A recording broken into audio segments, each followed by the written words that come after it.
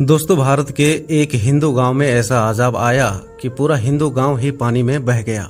मकानात, इंसान, मवेशी सब पानी के नजर हो गए। मगर ऐसा क्यों हुआ? ये लोग ऐसा कौन सा गुनाह करते थे कि जिसकी वजह से ये अजाब आया? ये जानने के लिए आखिर तक इस वीडियो को पूरी जरूर देखिएगा। नाज़रीन ग्रामी, आज हम जिस भारतीय गांव का जिक्र करने जा रहे हैं वो गांव भारत के शुमाली इलाके में वाकई था, जिसका नाम भूमिदान था, जहां कशीर तादाद में हिंदू आबाद थे। उस गांव में तकरीबन 300 मकानात थे, जिनमें से सिर्फ 5 मकान ऐसे थे जहां मुसलमान रहते थे। बाकी 295 खानदान हिंदुओं के थे। यानी ये गांव हिंदुओं से भरा पड़ा था।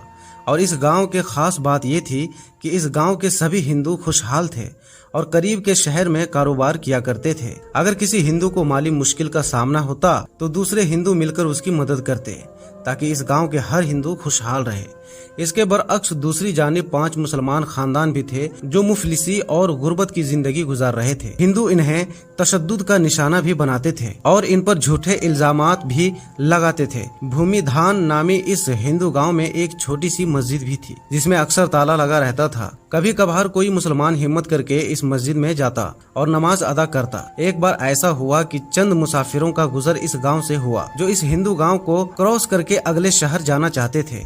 ये मुसाफिर न सिर्फ मुसलमान थे बल्कि बहुत बड़े ताजिर थे। ये हर रोज अपना माल दूसरे शहर में बेचने जाया करते थे। जिस रोज ये मुसाफिर भूमिदान नामी इस गांव में पहुंचे तो वो दिन जुमे का था और नमाज का वक्त हो चुका था। मुकामी हिंदुओं ने जब उन ताजिरों को बड़ी शान से मस्जिद की जानिब जाते हुए देखा तो चौराहे में इकट्ठे हो गए। एक मुसाफिर ताजिरों ने जब मस्जिद के दरवाजे में ताला लगा देखा तो बड़े हैरान हुए। खैर, उन्होंने मस्जिद के करीब पहुंचकर एक मुसलमान शख्स के घर से चाबी ली और मस्जिद में दाखिल हो गए। उनमें से एक ने बाआवाज़ बुलंद आजान दी ताकि मुकामी मुसलमान भी नमाज अदा कर सकें। नाज़रीन, जब मुकामी मुसलमान मस्जिद में आ गए तो मुसाफिर ताजिरों में से एक शख्स ने सूरत हाल भागते हुए तकरीर शुरू की। गांव के हिंदू मस्जिद के बाहर खड़े तकरीर को सुन रहे थे।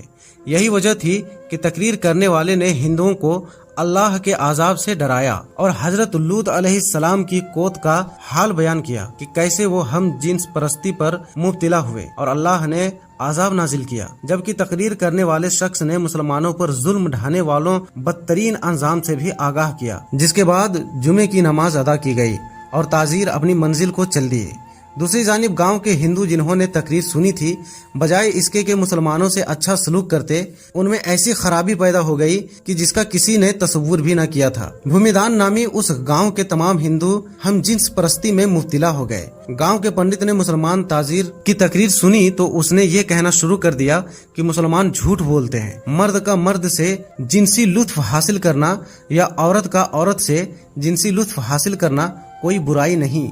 साथ ही पंडित ने गांव के हिंदुओं को ये दावत दी कि तमाम हिंदू भी इस घिनौने फेल को अपना लें। अगर मुसलमान सच्चे हैं तो हम भी देखते हैं कि कैसे हम पर आजाब आता है। इसके बाद पूरा हिंदू गांव पंडित की कही बात पर अमल करने लगा। भूमिदान नामी गांव में रहने वाले हिंदू मर्दों से जिनसी ख्वाहिश पूरी करने लगे। भूमिदान नामी गांव में रहने वाले हिंदू मर्दों से अपनी जिनसी ख्वाहिशात पूरी करने लगे और हिंदू औरतें भी लज्जत के लिए दूसरी औरतों का इस्तेमाल करने लगे। गांव में रहने वाले मुसलमानों ने जब ये देखा तो उन्हें समझाने लगे कि ऐसा करके तुम अल्लाह के अजाब को दावत दे रहे हो। मगर वो कहाँ मानने वाले थे। जब उनकी जिनसी जराइम हद से बढ़ गए तो 5 मुस्लिम घरानों ने इस गांव से कूच करने का फैसला कर लिया। जिस दिन मुसलमानों ने गांव छोड़ा उससे अगली रात अल्लाह का कहर नाजिल हुआ और पूरा गांव सैलाब की लपेट में आ गया और तमाम हिंदू अपने मकानात और मवेशियों समेत पानी में बह गए, क्योंकि अस्तगफिरुल्लाह, उन्होंने अल्लाह की कहर को दावत दी थी। दोस्तों, जब हजरत लूत अलैहिस्सलाम की कौम ने ऐसी ही नाफरमानी की तो उन पर भी सख्त आजाब आया। हजरत जाबिर बिन अब्दुल्लाह रजी अल्लाह ताला अन्हु से रिवायत है कि जनाबे रिसालत आप सल्लल्लाहु ताला अलैहि वसल्लम ने इरशाद फरमाया, सबसे ज्यादा अंदेशा मुझे अपनी उम्मत पर कौमे लूत के फेल का है। हजरत अब्दुल्लाह बिन अब्बास रजी अल्लाह ताला अन्हु से रिवायत है कि जनाबे रसूल सल्लल्लाहु ताला अलैहि वसल्लम ने इरशाद फरमाया, मलून है वो शख्स जिसने कौमे लूत का फेल किया। हजरत अब्दुल्लाह बिन अब्बास रजी अल्लाह ताला अन्हु से रिवायत है कि जनाबे रसूलुल्लाह सल्लल्लाहु ताला अलैहि वसल्लम ने फरमाया, अल्लाह रब्बुल आलमीन ने कहा, न फरमाएगा उस शख्स की तरफ जिसने मर्द या औरत से इगलाम किया। जब कौमे लूत ने बदफैली की और इस पर अड़े रहे तो रब्बुल आलमीन ने उनको अजाब से हलाक कर दिया। कौमे लूत का किस्सा تفصیل کی کتاب میں تفصیل سے مل سکتا ہے۔ مختصراً یہ کہ قوم لوط کی بستیاں نہایت زرخیز پھلوں اور کھیتوں سے بھرپور تھی۔ جب ان کے اندر بدفعلی بڑھ گئی تو اللہ رب العالمین نے حضرت ابراہیم علیہ السلام کے بھتیجے حضرت لوط علیہ السلام کو اس قوم کی طرف نبی بنا کر بھیجا، تو انہوں نے قوم کو اس برے فعل سے روکنے کی کوشش کی اور اللہ رب العالمین کا تعارف کروایا، مگر اس قوم کی شرارت اور سرکشی ہی بڑھی اور کہنے لگے کہ اگر سچے ہو تو ہم پر اللہ کا عذاب لے آؤ۔ اس وقت حضرت لوط علیہ السلام نے دعا کی کہ اے میرے پروردگار، فساد کرنے والے اس قوم پر میری مدد فرما۔ اللہ رب العالمین نے دعا قبول کی اور قوم پر 3 عذاب مسلط کر دیے۔ سورۃ الحجر کی آیت نمبر 83 اور 84 میں ذکر ہے،